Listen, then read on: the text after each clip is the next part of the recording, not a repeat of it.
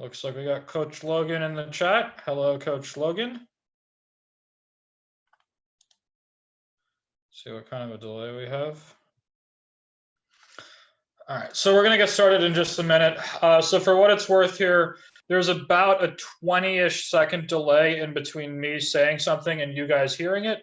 So if I don't answer your question right away, please be patient. I will try to get to it as soon as I can. And I'm going to try to go over some interesting games today with some decent commentary. So I got a few in my email from Coach Jonathan, and I'm going to go over those.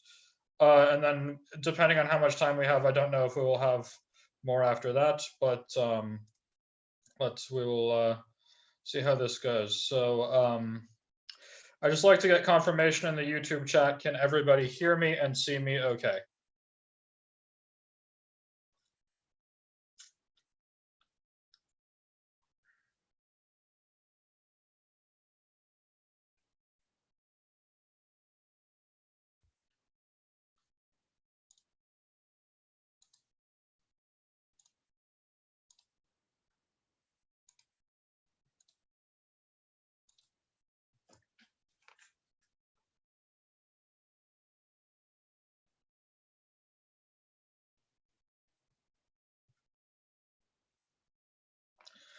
All right, everyone hears me great. Okay, so we're going to get started. So the first game we have today, I just shared the screen with everybody, is a game between Simone MPS 33 against Louis or Lewis BPS 11.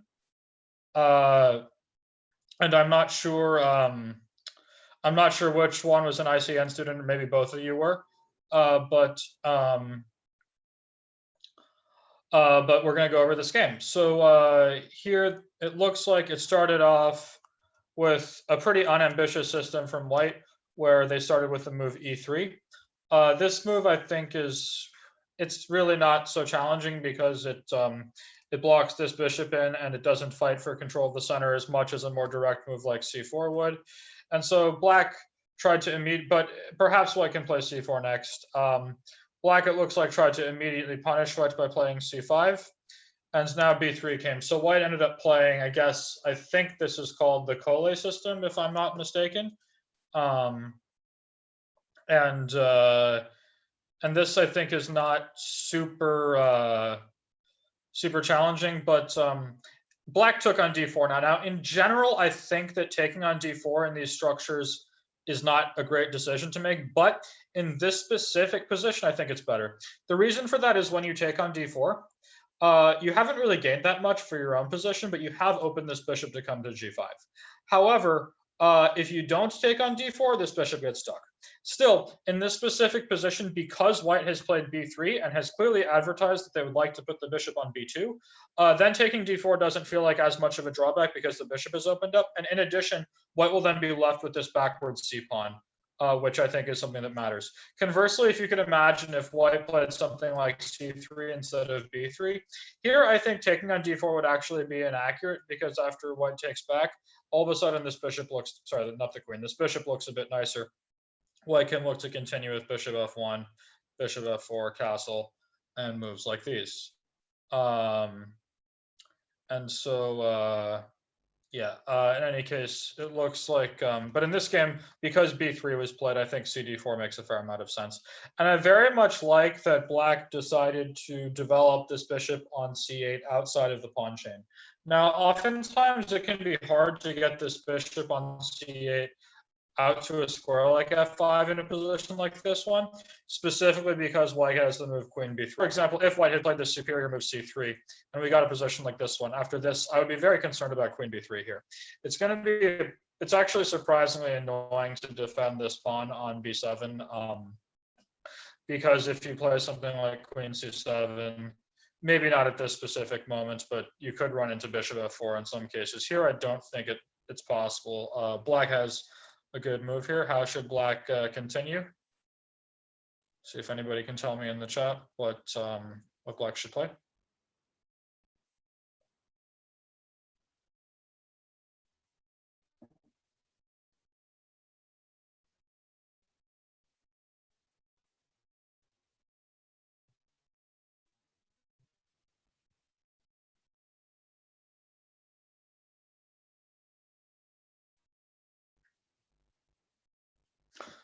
So because there's a delay, my guess is that there's all the time everybody hears this, but with any luck, people have some interesting ideas.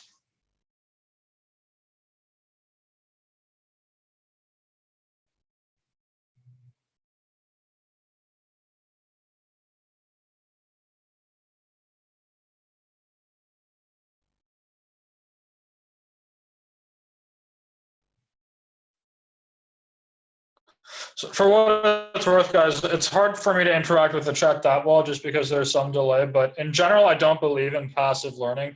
I don't think you'll get much better, if at all, just listening to me talk to you. You need to interact with the material. And this is going to be a very boring session if I'm just sort of talking into the ether, not interacting. So I would recommend that people try to answer questions, solve the problems when I give them. But here, yeah, Black has a or which will win the game for him. What should he play?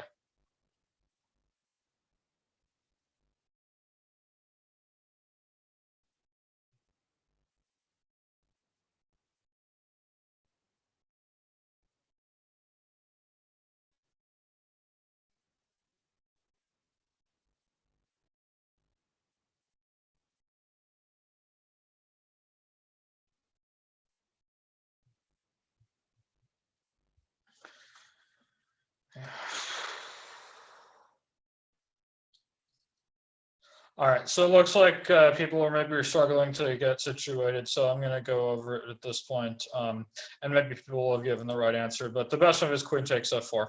And the point is that Black does not have to fear queen takes b7 because queen c1 is going to be utterly devastating. I thought it was made for a second, but no, White's king can come to e2. But even if this is not great, at this point, White is no longer threatening to actually take this rook because of queen takes b2. Black could play something like e6 and maybe queen b2 here, maybe bishop d6, and I think Black should be winning pretty routinely.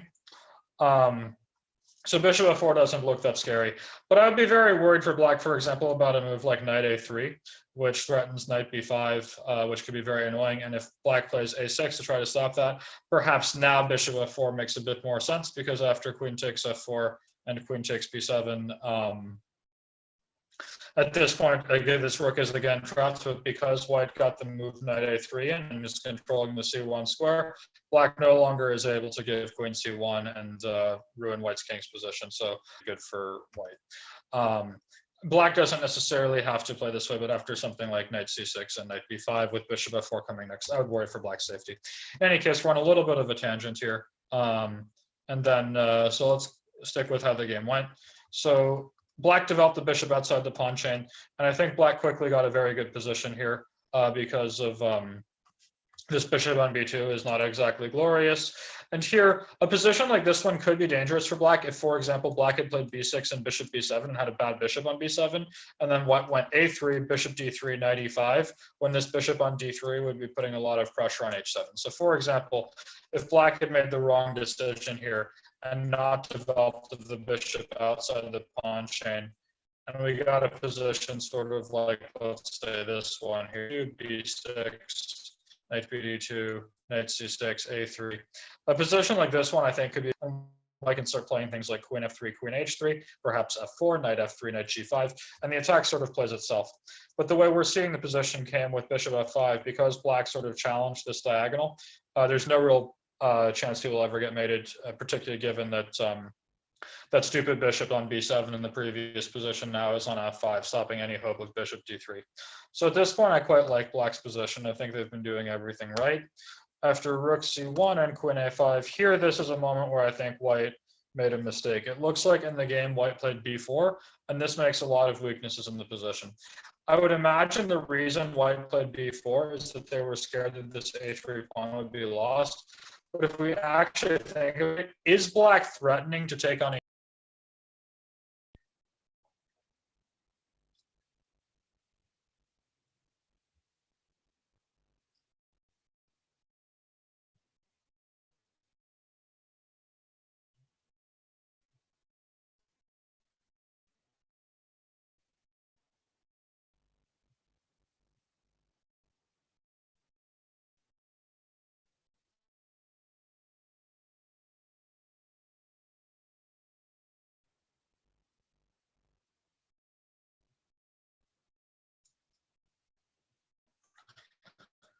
So there's going to be some delay, but hopefully people have come up with the right answer to this question. But I want to move on because there's some other games we could be looking at. The answer is no, black is not threatening to take on a3 because then rook a1 would trap the queen. So with white, I would be very tempted to play c4. The point is now, of course, if bishop a3 and rook a1, this pin to the queen is decisive. And black otherwise will have some trouble dealing with this threat to play c5 and white gaining a lot of space. He could consider taking on c4, but after knight takes c4, this will at least cost him his bishop pair and possibly cause other problems. I mean, the queen probably should go to a square like d5, but this feels very flimsy, and white could just take on d6. This still probably isn't so bad for black, but maybe white is a little better. I don't know. Knight e3 is also possible if white would rather take the other bishop. But instead, after b4, now white is really left with a very sorry pawn structure and a potentially weak c4 square. So after queen a4, white decided to liquidate the weak pawn, which I think was a totally understandable position. So after queen takes d1, rook f takes d1. At this point, I think black made a strategic blunder. So in the game, black played rook f8, which I think is a big mistake. Let's see if anybody in the chat can suggest a better way for black to play, and also tell me why you think it was a mistake to play rook f8.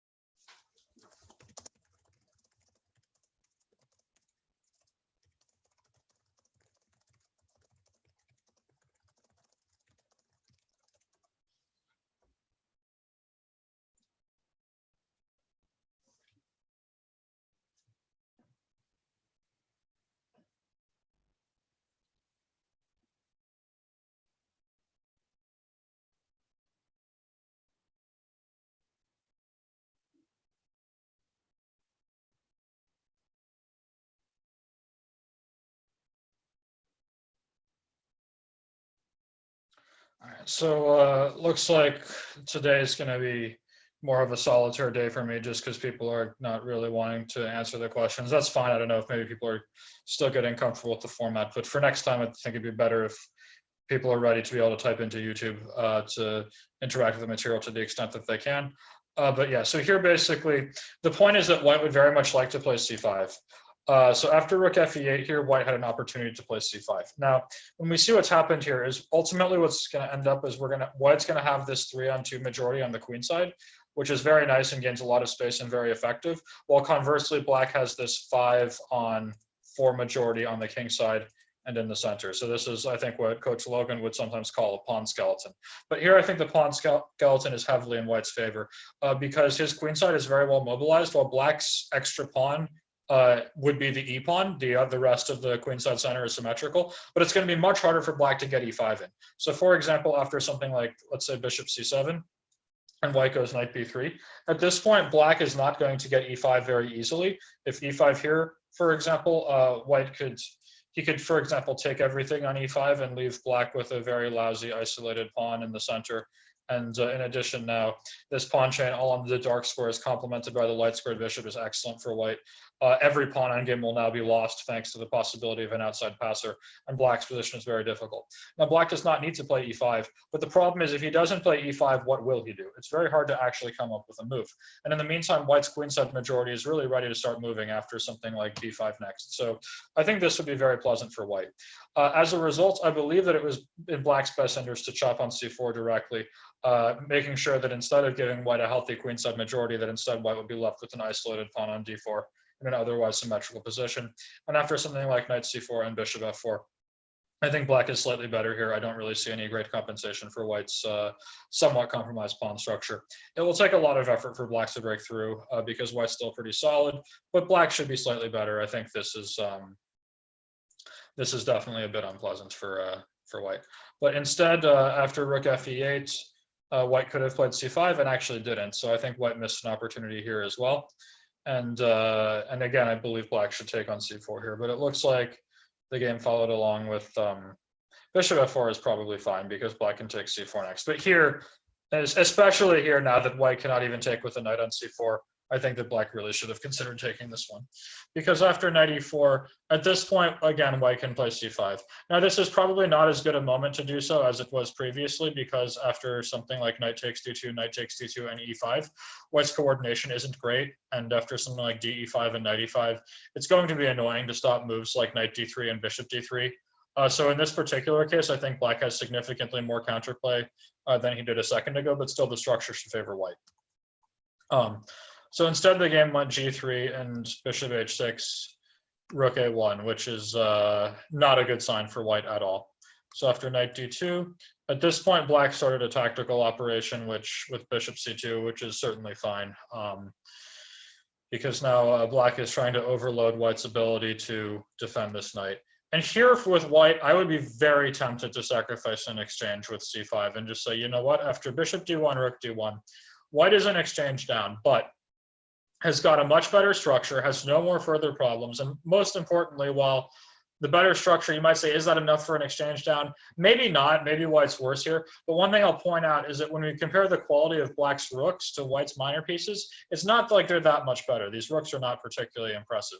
And at the same time, white's minor pieces can end up looking pretty good pretty quickly. If white is allowed to play f4 next, stopping black from playing e5 and shutting down this bishop, I don't think white will be worse at all. So this may have been possible.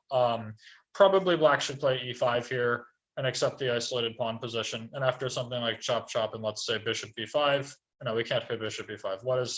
Actually, I think we can get away with bishop b5 here, because if bishop d2, there is bishop e8. And now if rook e8, we're not going to take on d2. This would lose material to knight f3 check. But instead, what should white play in this position?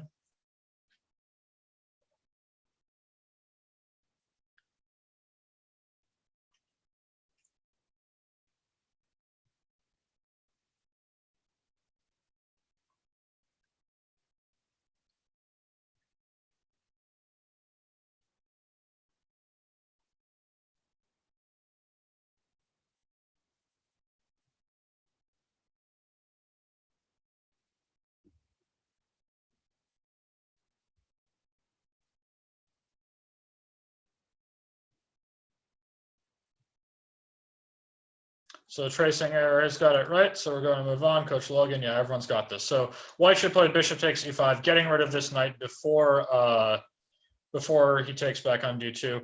After rook takes e5 and rook takes d2, I think white is probably better in this endgame because black's pawn structure is worse. Black maybe could try some desperado with bishop takes b4, but I don't think this is wildly concerning either. For example, white can play something like a takes b4, and after rook takes e5, rook a1, c6, white should be fine. a6, white should be fine after something like c6, bc, rook a6, with the trend threats of rook a8 mate and rook c6, so white will win the pawn back. b5 is also fine. In fact, b5 might actually be quite nice, because I'm wondering, it's probably a little bit too rash, but I was hoping I could play this move rook a6, but I don't think I can get away with it, since after ba6, b6, what should black do here to win the game?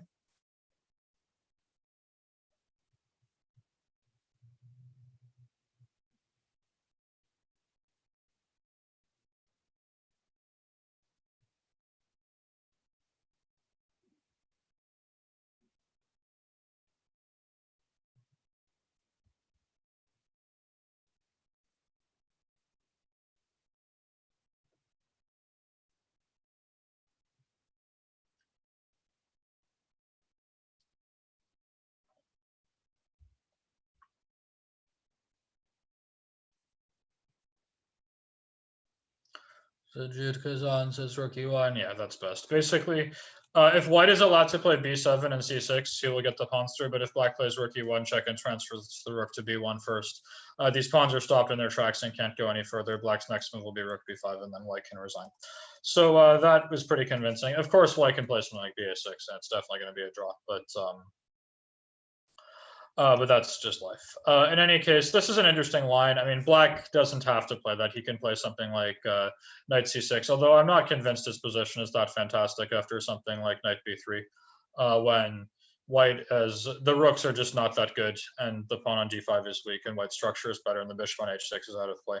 In any case, I thought white could consider sacrificing exchange here. Instead, they played rook dc1 to get the rook out of the way, but after bishop a4, bishop c3. Here it looks like black missed a tactical resource that I think would have more or less brought the game to its conclusion. Let's see if anybody can figure out what black should play here.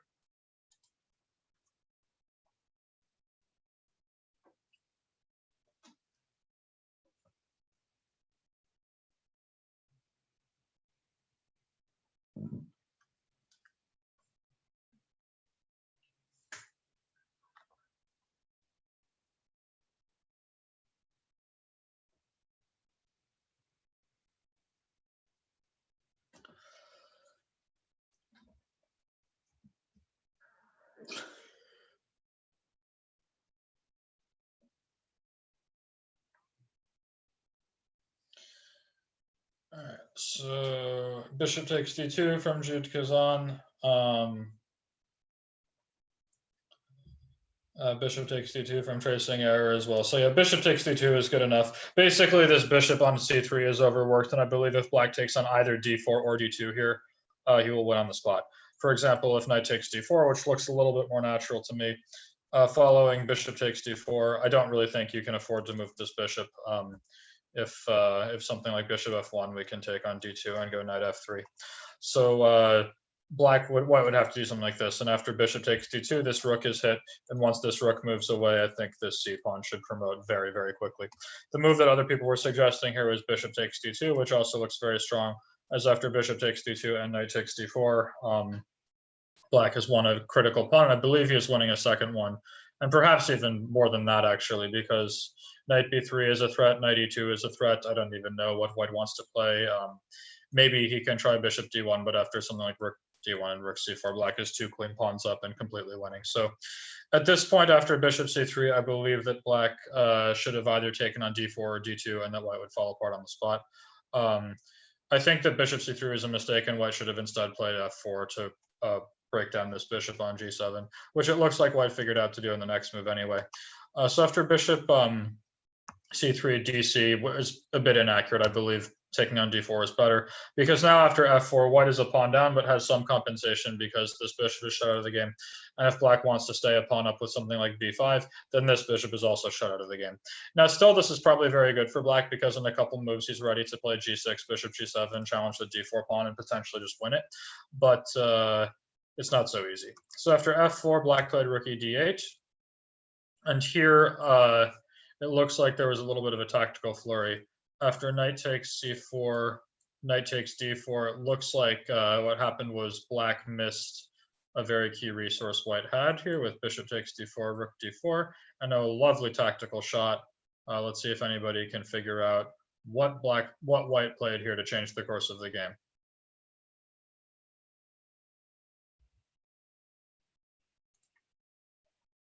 Okay, it's probably a bad problem because it's already in this. It's already there in the notation. So white played knight b6, which is a very nice move, pointing out that it's forking this rook and bishop, and that after rook takes c1 and rook takes c1, there's a mate threat on c8. Unfortunately, this doesn't just win the game because black can play bishop to c6, but here I think white is more or less okay. The way white played is probably fine with b5. This should lead to a draw with opposite bishops, but I would also think that white could consider knight c8, when I don't see how black will stop the twin threats of knight takes a7 and knight e7 check, both of which would win a pawn. Position's still fine, but this should be pretty equal. In any case, after b5 here, a b6. At this point here, black played g5, which I guess is necessary to make sure that that he doesn't get mated and break the bishop out. And after something like this, it's actually very surprising to me that this game ended up being decisive. It looks like it should fizzle out to a draw. reasonably quickly. But here, if anybody's worse, it's black because of the potential for an A pawn, but I don't think it's a problem. For example, here, looks like black went and took this pawn, which, well, after bishop e5, I don't know why black wouldn't take on a3. After rook takes a3, I mean, this bishop endgame is definitely a draw, but I could imagine some kind of accident happening to white if they're not careful. Like, for example, if black could set up with something like f5, e4, stick the king on g4, and then get h4 through, black might end up with connected passed pawns, which could be decisive. So this should be a draw, but I think white has to be at least a little bit careful here. A good start would be g4, I think, to get these pawns onto white squares where they can be easily protected and where they can't really be attacked or forced to exchange in ways that white won't enjoy. And this should hold. So maybe black was just playing for a win at all costs. Maybe they didn't see rook a3. But after rook a5, a4, all of a sudden black's position now is, I think, a little bit difficult because of this passed pawn on a4 defended by the bishop on b5. And furthermore, this rook is out of play on c5. So now if white is able to, for example, reorganize his pieces with something like rook c3 to c7, and then look for bishop e8 at some inconvenient moment, black's king side could fall apart. So after bishop c5 check, king f1, king g7, white's king started running towards the pawn. I think that black really needs to fix this rook. I would go like rook back to one of these squares. Maybe rook a8 to d8 looks pretty good. Something I wrote about in Small Steps to Success, my second book, which I think could be very relevant here, is that whenever you're playing against a passed pawn, like black is here, this a pawn, one of the best things you can do is make sure that your lowest value piece is blockading that pawn. And here the problem that black is facing is that he's doing the blockading with his rook, which is his highest value piece, while his bishop would be the lowest value piece. So I quite like reorganizing. Get this rook to d8, stick the bishop, or sorry, to d8, excuse me, where it's nice and active, stick the bishop on a7 if needed, and blockade that way. That feels much more natural to me because the rook on a5 is very poorly placed. So after king g6, king d3, king g5, king c4, bishop f2, I guess white played h3 to stop the king from invading, h5. At this point here, it's not going to be that easy for black to stop the a pawn because all of his pieces have left, but he can look for counterplay on the king side. Rook f3, bishop e1, and now here I'm wondering if there's probably not much. I mean, white could try taking on f7, but after bishop takes g3, black should be more or less okay.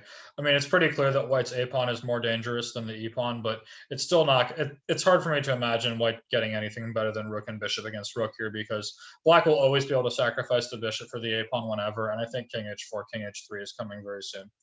So they're repeated once, and after rook e5 check, king f6, now all of a sudden we have a very interesting position where white has two split outside pawns, which can be very hard to contain both at the same time, while black has two connected pass pawns, which will be hard to contain at all because they can go straight forward. So this endgame, which looked like a draw not so long ago, now seems very messy, where I think it probably should still be a draw just because there's not very many pawns left, but both sides have real chances. So king d4, and then black heard me and finally got the rook away. King e4 and rook d8, well spotted, but now this pawn goes free. So black needs to take care on how to set the pieces up. I think that black should put the bishop on f2 sooner rather than later and control that a7 square as hard as possible. Because here playing rook d8 and then rook back to a8, the rook has not been fixed in any way. It just let white's pawn get two squares further advanced, and now the rook is badly placed. Here I would think a good move would probably be something like I don't know, I want to get this rook active. But let's start with bishop f2. And after something like a7, a6, we drop the bishop back to a7. And black is ready to expel white's king with rook d4 check next. And I don't think that black has any particular issues. I do think it should be a draw, but the game goes on.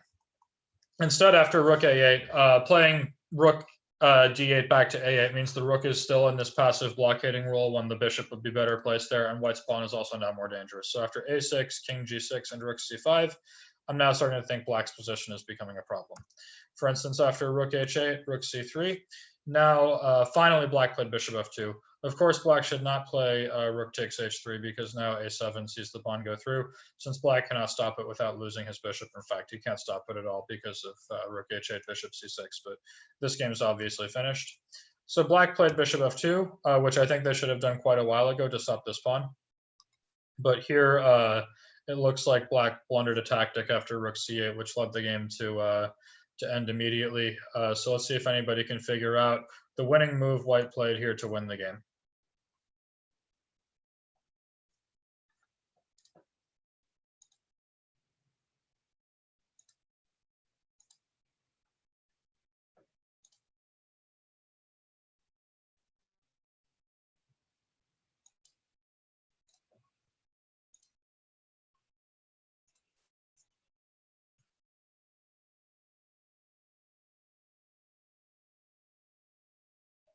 It's probably pretty stupid for me to give these problems without making my window board only, because you can see the notation, but it's a nice, still a nice nice move. Yeah, so it looks like people are finding it. The best move is king f3, and the point is that with a gain of tempo on this bishop, white has cleared the e4 square, so that after bishop e4 check, black will face a deadly discovery and lose the rook on c8. After bishop a7, bishop e4 check, the rook on c8 is lost, and it looks like Simone MPS 3-3 by resignation. So good game to Simone and Louis. You both had chances at various moments. And probably should have been a draw towards the end, but it looks like Simone was resourceful in finding ways. But hopefully there were some instructive things that I could point out. One being that you shouldn't really let white play c4, c5, that black should have been taking on c4, and that there was a tactic missed with knight takes d4, as well as that black should have been bringing the bishop back to a7 sooner instead of later. In any case, unless there's any questions about that, I would like to go on to the next game. And Angel is speaking Spanish to us. I can speak Spanish in the chat if you guys want, but I think people would prefer English. So let's move on to the next game then. So this one,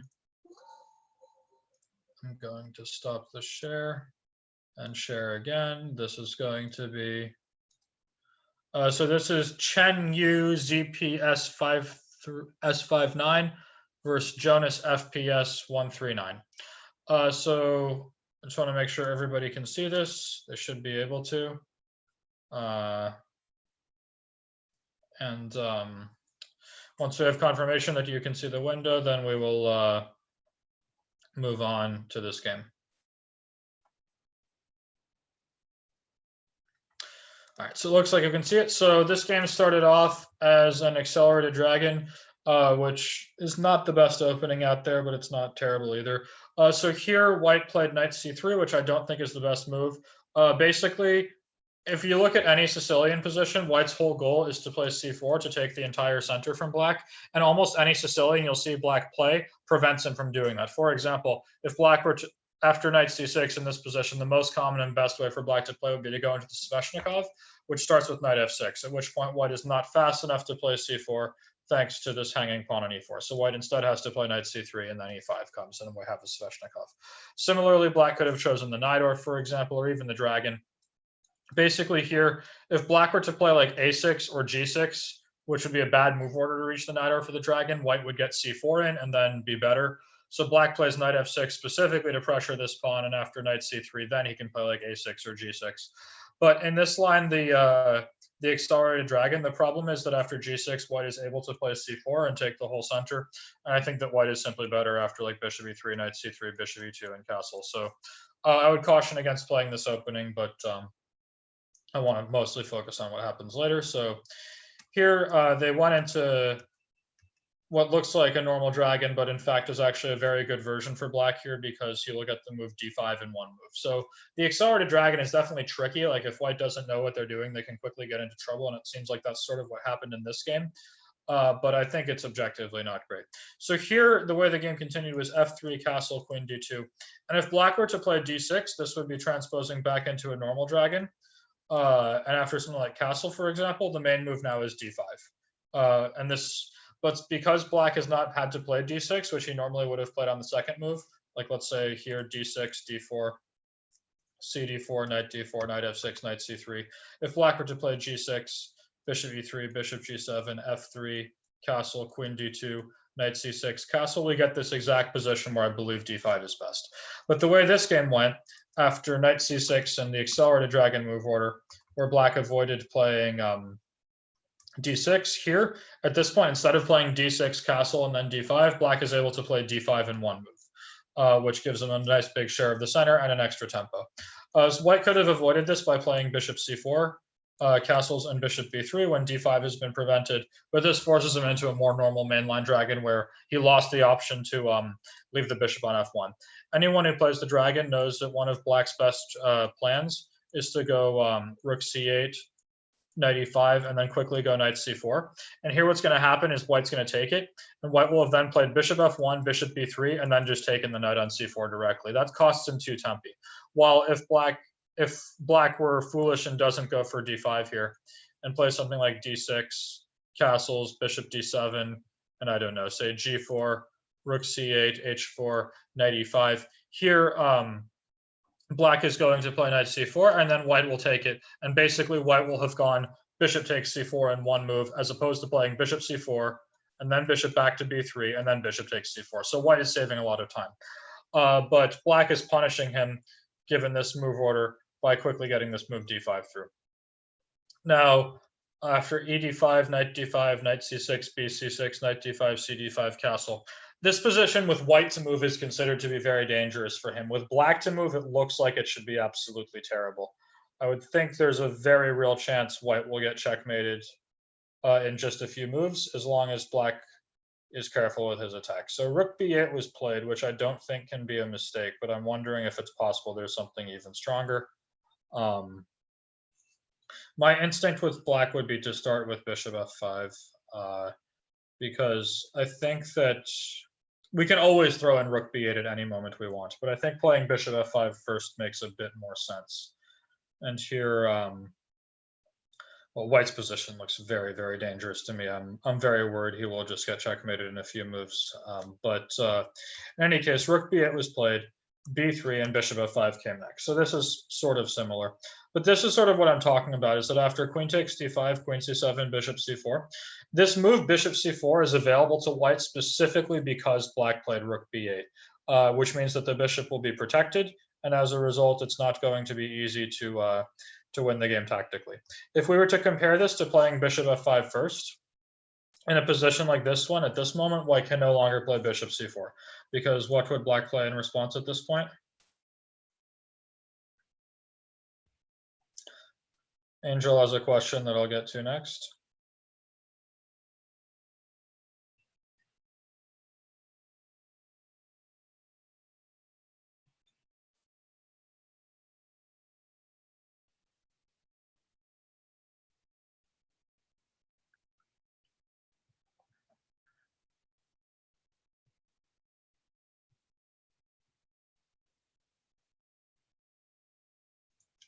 Yeah, so Angel got this. Hopefully some other people saw it too. Here, bishop e6 would be a winning move.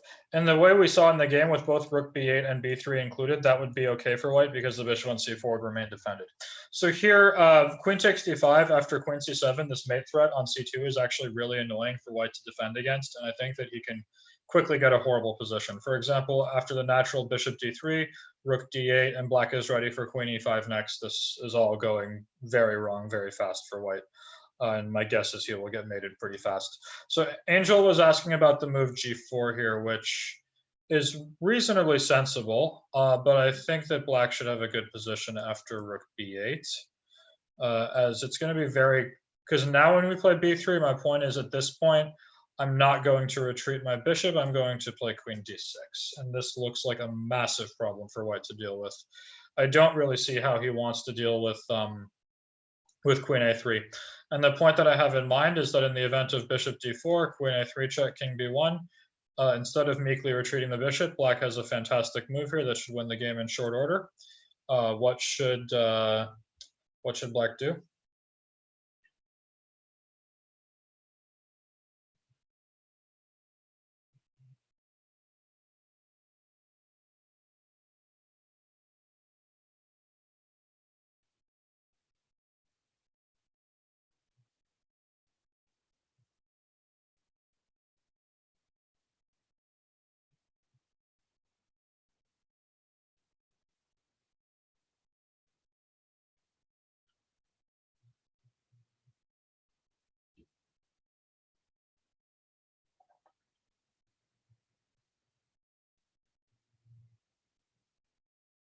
Coach Logan's got it, so hopefully some other people do too. But the point is here we're going rook takes b3. So the bishop on f5 turned out to be very useful, and Angel was naturally wanted to kick it away with g4. But my point, I think, is that it's too slow to do that. And here after rook b3, white has made it in short order after ab.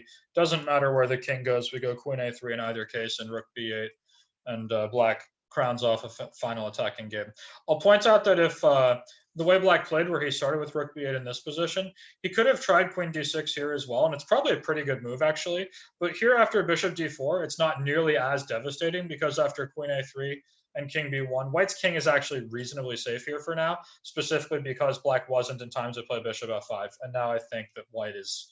I mean, probably white's slightly worse here because of black's central control and more files for the rooks, but I don't believe black's crushing or anything right now. So I thought it was better to be a little bit patient and start with bishop f5 in this position, where it seems like white has a lot of problems to solve. Well, I don't see a route to equality for him. It certainly looks like a very difficult game.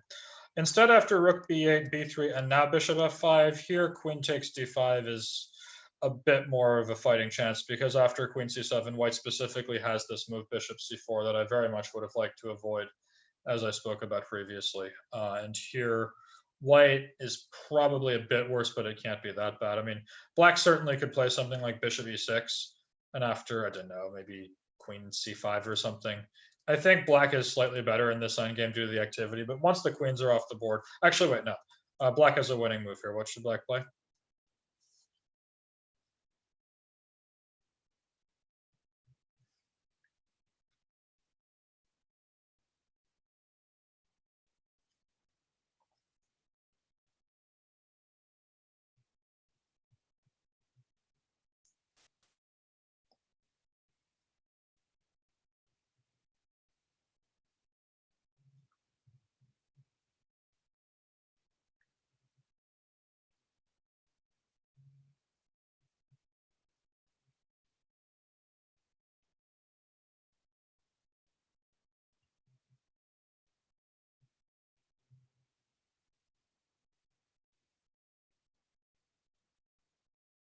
So Jude's got it. Best move is bishop h6, and white is losing because of bishop take, because the rook will have to block on d2, and white loses an exchange, a very valuable exchange at that. So so queen c5 doesn't work. So perhaps white's actually doing pretty badly here, because in the event of queen d3 and black plays like rook d8, at this point he's going to be ready for queen e5 next. So I think white has to play queen e4 now. Otherwise, black's going to murder him with queen e5. And this, it looks very dangerous for white. For example, after something like bishop c4, and queen a5, black is threatening queen a2, which is not an easy move to deal with, but he's also threatening like rook fc8. So after something like king b1, rook fc8, have to be very careful not to allow something deadly to happen on queen c3. I mean, white's position looks very, very dangerous to me, but it might not be completely lost. Like after, for example, maybe queen d3. I mean, this... Hey, you play a tough chess like this with white, you're going to get a lot of gray hair really fast. But that being said, I don't actually see a forced win for black, at least not yet. Yeah, maybe this was possible. Instead, though, black played rook b d8, which I don't think is great, because now white is able to play queen c5 and encourage a queen exchange. And basically here, what's going to happen is it looks like a lot of pawns are going to get off the board for both sides, and we're going to start a pawn race. And I don't think that's what black wants. I think black wants to launch a mating attack. That feels like the way he should be trying to handle this position. After rook b d8, queen c5, rook d1, and rook d1 back. At this point here, it looks like black's attack is sort of out of steam. As soon as white ever gets his bishop to like d4 to challenge this bishop, I think that white's his king should be pretty safe. But here black just starts snacking on pawns. But I think that after something like this, we got where now we have a pawn race. White's king is more likely to survive than it was before, but still it looks very dangerous. So white played bishop c5, and here I have a feeling black should be winning on the spot somehow. I think I already see a very good move. This looks more or less crushing to me. Queen a1 mate is not a small threat, and I don't see how white wants to deal with it. Probably has to move this rook to be able to run with the king, but their king is going to run into the middle of the board. That's not a recipe for success either. This looks really bad. I think white will get mated in short order. At least I don't see a way out. Actually, wait. Oh, I see something brilliant for white here. Let's see if you guys can find a good. White has an amazing tactical resource. Let's see if you guys can find it. Queen c3 is a blunder.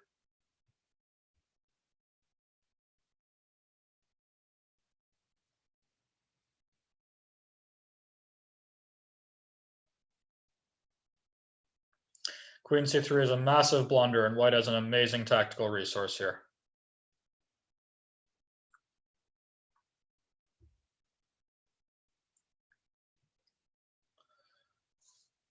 Angel is claiming bishop d4 with double exclamation mark, which I don't understand at all, as after bishop takes d4, I believe white can resign. That seems like a piece down, but someone has something better.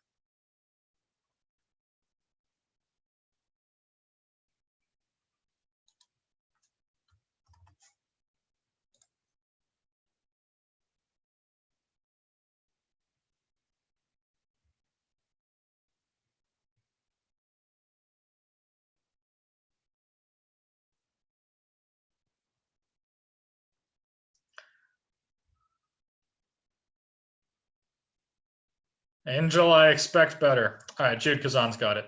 So yeah, people are getting it. The point is bishop takes f7 is extremely powerful, because if black takes this bishop, then rook d8 is mate, so we can't have that. And I saw this, and I thought black simply escapes with the king and then gives mate himself next move. But here white goes queen takes f8 check, and then bishop d4 check to pick up black's queen and reach a winning endgame. So queen c3 actually is a blunder. It looked like it was winning on the spot, but in fact would actually lose the game immediately. And I'm thinking that but let's see if black can do better. So in the game, black tried queen h1 check, and this looks like it's very promising. But the problem is after rook d1, I'm not sure I see a way through so easily. After bishop h6 check and bishop e3, it feels like white should lose this somehow to some tactic, but it's not so easy to see what that tactic might be. Although I think I see a chance. Or do I? Not really. No, this is. I think white's sort of alive here. I'm wondering if there was some. My instinct tells me there has to be some winning move here that I'm not seeing, but maybe there isn't. I don't know. I thought about maybe bishop h6, but this actually white king play king b2, and you're not actually threatening to take the rook. So maybe white's okay here, but at some point black could also consider throwing h5 and sending the pawns in motion. And yeah, so here queen h1 was played, rook d1, bishop h6, and now after bishop e3, I don't see a winning move for black right away. Queen h2, rook d2, and I think that white has somehow got himself out of this one. Although still, I think that black probably has pretty good winning chances. For example, the way the game continued was like this, but if black, for example, simply brought his queen back to c7, at some point, just having 4 pawns against 3 will count. Like, for example, here, black has this passed h pawn and can start throwing his pawn straight down the board to h1. While for white, it's going to be much harder because his only passed pawn is the c pawn, and if he starts moving the c pawn, then his own king will become very vulnerable. So I think it actually helps black that he can secure his king pretty nicely with these 2 pawns here, and then send the h pawn down the board. Well, for white, if white wants to send the c pawn, and they will have to start going c4, c5, it will be very hard for the king to ever find permanent safety. So I still think black would have good winning chances here, although it's still hard for me to imagine they didn't have a direct win before. So after queen h1 check, king b2, h5, here white could have taken on a7, but I believe he will lose this race after h4. It seems like black is too fast, but I don't know. I mean, after a4, h3, and say something like queen c7, it's not so easy to get h2 through. You can't really move the rook, and white's ready to play a5, a6 next, and white's bishop is much better than black's. This position I don't think is so clear at all, and probably white is okay. But queen h6 was played, which feels wrong to me. because I don't think you should be trying to give mate here. You don't have enough firepower, and I think if black can get his queen to the long diagonal, he should win. So for example, if black plays queen e1 now, with the idea to play queen e5, this looks like a massive problem for white. I don't see. Maybe you can play rook e2 and hope for the best, but like, say queen h4 now, and black is ready to play either queen f6 or queen d4. Essentially, I think as soon as black gets his queen to a square like f6 and it becomes abundantly clear he won't get mated, he's going to start playing h4, h3, and then he's got a safe position, and these pawns are really starting to count. So it's very important to get the queen to the long diagonal, but it looks like that wasn't pulled off here. h4 first feels a little bit out of place, and here it seems like black blundered the game away because they allowed rook takes f5. But I'm wondering if black plays queen e4. I still think this looks very good for black because white cannot take on f5 now, and black is ready to get the queen to the long diagonal and then play h3. So this position, I think, looks very good. White has to contend with the immediate threat of queen d4 check, winning material on the spot. And it's not so easy for him to coordinate. Like white, for example, would like to play rook f4 and try to swing this rook to h4 and give mate, but this won't work because of queen c2. But another thing, yeah, this should be winning for black. I don't like after, for example, king a3 and queen c1 check. Now white might not be mated here. I mean, he might be as well after rook b8. In fact, I think he is mated after rook b8. But my point is, even if by some miracle white doesn't get mated, because we have pinned this rook, I'm not actually scared of rook h4 anymore, and I can go h3. And it's like black will win with this pawn pretty routinely. So I think at this point, black was still winning, but it looks like they blundered rook takes f5, which lets white save the game with a perpetual check. And in fact, I'm wondering at this point if white even can get more than a perpetual check. It certainly looks dangerous, but probably not. After check here, like if bishop takes f7, we're threatening mate on h6, but after rook takes f7 and we get something like this, like this pawn is going to queen in like 2 moves, so white will have to make a perpetual check in the next move or 2 anyway. I mean, he will definitely manage to do that, but it's not like he's going to go take all black's pawns and win. The h pawn will force him to take a perpetual. And if something like queen takes f5, hoping for bishop d3 with mate next, this does look very dangerous for black, actually. I'm not sure I see a defense. This queen is badly misplaced on h1 and should have been brought to the center and specifically to the long diagonal if at all possible. Here, I mean, for example, if black just proceeds along as if nothing happened after h3, he gets mated after bishop d3. Let's say if he tries king g7 to run, what's white has mate in 3? What is it?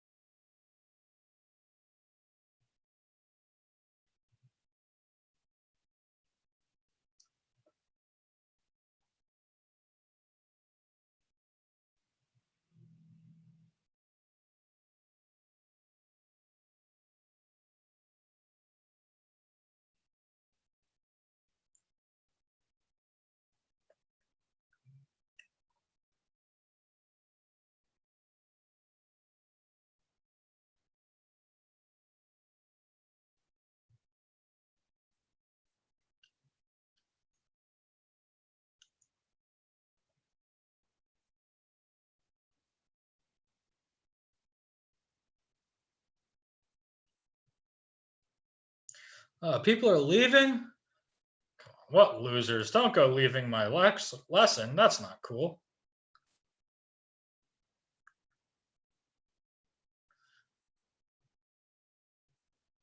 Yeah. So, yeah, queen g5 check is mate now with queen h6 and queen h7 to follow. But I still think it's hard for me to believe that black can be in that much trouble when white isn't even threatening anything direct. I think I see a way out. I think black's best move is queen c6 to get his queen back towards g6 to defend. At first, I was hesitant to play this move because I believed that white could scoop up this pawn on h4, and then he wouldn't even need to give mate. He could just leave black's king open and try to target weaknesses, take the a5 pawn, for example, and just tell black to go play 60 more moves with his king wide open and when his rook isn't necessarily better than the bishop. But I believe that after queen h5, black is good after king g7, specifically because after queen h4, he's able to force the queens off the board. And here black should be at least fine. I imagine it's probably still a draw after chop chop and king a3 with like king a4 to come. It's hard for me to imagine white can be worse here. But if black doesn't play queen f6, like if black, I don't know, plays queen g6 to try to save the queen, a position like this one I think can get very bad for black very fast. I mean, if white, let's say, avoids the queen trade, I don't know how, say queen e1, and I start threatening this pawn on a5, and black will not really be able to push the f pawn very easily just because his king is so open. Here, I would worry that black could end up worse, but I think the queen f6 check should be fine. But queen c6 is probably a pretty important move. I don't see another one that saves black here. Yeah, so this was interesting, but it seems like in the game white decided to make a draw here, which I think was a very understandable decision, because first of all, I think if black, even if he had decided to continue the game, I don't think black was worse there. And also, it's easy to, if you have a horrible position all game long, as white did here, it's easy to, like, the first second you see that, oh, I can actually save this game and make a draw, that you're going to go ahead and do it. That's a very understandable decision to make. So this is a good game, interesting fight from both sides, but there were some key lessons to be learned. First off, and if you're playing against the accelerated dragon, you have the opportunity to play c4 and take the whole center, which you should probably choose to exercise.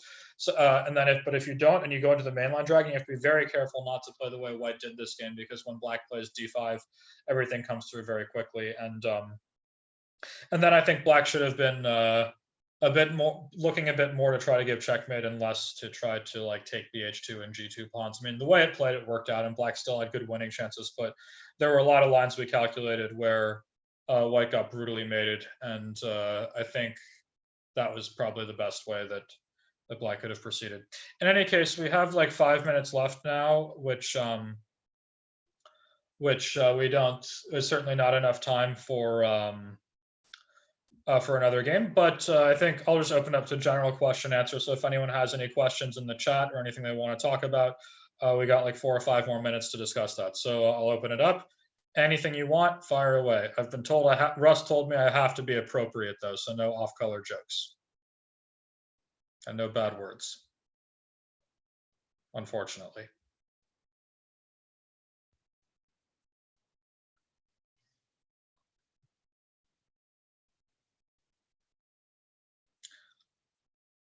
At some point there were 20 people watching, and now there's only 11. That's just, that eats my soul. I'm so useless.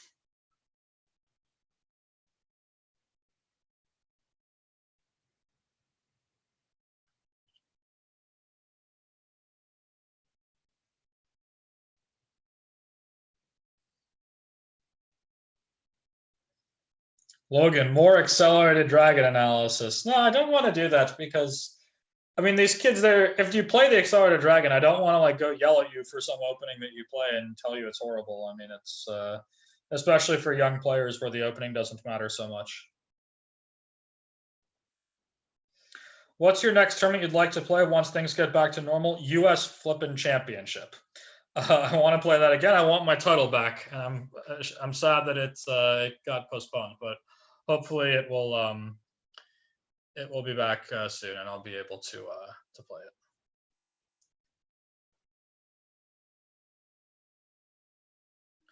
Other questions?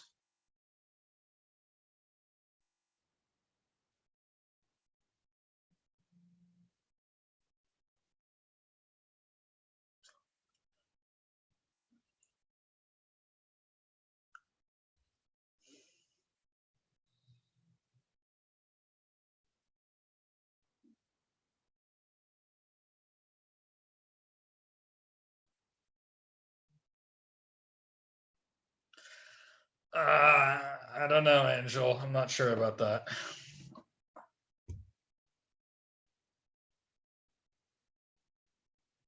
I already have a second lined up, and he's a little bit higher rated than you. Coach Logan, favorite chess books. There's a few. Obviously, I would be remiss if I didn't tell you that my books were awesome. Small Steps to Giant Improvement and Small Steps to Success. So y'all should go buy those immediately. But no, books that that had a strong impression on me. I really like Dvoretsky's Endgame Manual. I like the Grandmaster Preparation series by Jakob Bogart. and I like the School of Future Champions by Dvoretsky and Yusupov. These were very good, and they all made a very strong impression on me. As well as, also I would say Perfect Your Chess by Volokitin and Grabinski, I really enjoyed.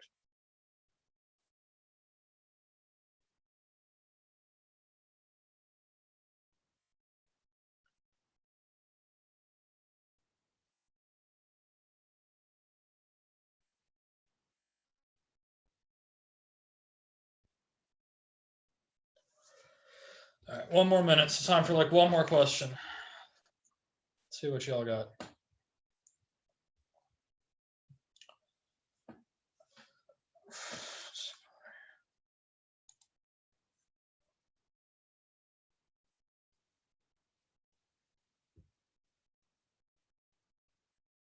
Man, it's just turn on the screen. Is my hair really that long now? Jeez. What to Angel, before when all this is over, before US Championship, I need to get a haircut. If I wasn't doing all these lessons with videos and stuff, I'd probably just shave my head and let it grow back over the next month or two. But oh boy, this is way too long. Favorite dish: sushi, Korean barbecue.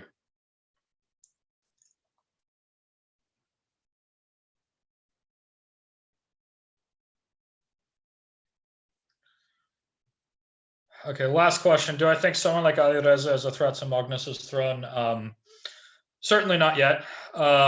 In general, like, I think Alireza's chances of becoming world champion, they may be the highest of anybody in the world, but they're also very low. Like, for example, if you put his chances at 5% and the next highest person's chances at like 4%, there's a lot of people out there who it could be. So I think the odds of any individual ever reaching that title are not very high. I do think it will probably be somebody of Alireza's generation, like who's in their, let's say, maybe early 20s or late teens now, just because, I don't know. I mean, the guys and the candidates now, they're very good. I don't want to hate on them in any way. They're fantastic chess players. But honestly, anybody who thinks that these guys, like, oh, whoever will win the candidates will have, you'd say, I don't know, a 40 or 50% chance against Magnus. I don't think they have any clue how good Magnus is. I think at this point, against anybody in the world right now in a 12 game match, given the current format with the current playoff, the current time control, I'd say Magnus is at least a 70% favorite against any potential challenger. In any case, that will do it for today. I really enjoyed my first session with you guys. So I believe from next week onward, we'll be moving from 6 Eastern to 7 Eastern and doing 7 Eastern from there onward. I think Coach Russ will confirm that with you closer to the date. I hope this wasn't too rocky a first session. Please send relevant feedback if there's anything you would like me to do differently, but I'm looking forward to going over more of your games next week. So thanks all for being here, and I will see you next time.